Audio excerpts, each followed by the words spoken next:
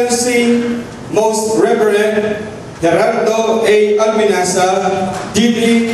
Bishop of San Carlos.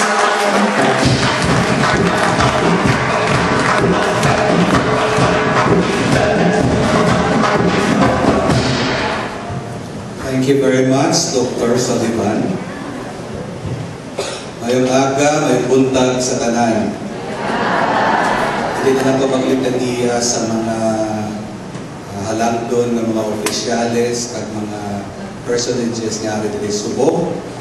I would just like to right away begin our presentation entrusted to me today, which will flow into a workshop. That's why the other part of this presentation is your contribution, which will be in the small group sharing, and hopefully we can deepen it together in the plenary. Let's see if this works. Okay. A welcome and warm hug from Pope Francis when I hug him personally. So, at a distance na lang sa inyo.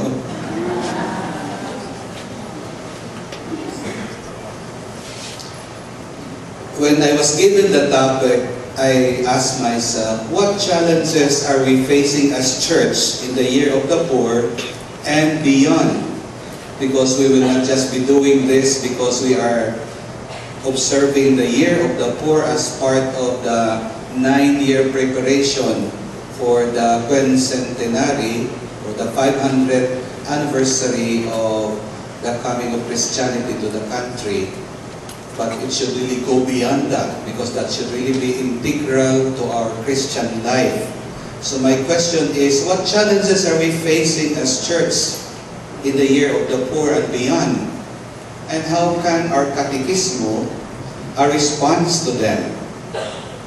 That's why we have the topic, Catechismo, a response in the year of the poor.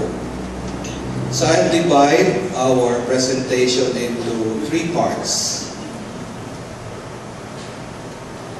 The first part is the introduction, a need for a paradigm shift. Part 2, the challenges in the year of the poor. And part 3, Catechismo as a response. And in this third part, I would really ask you to participate.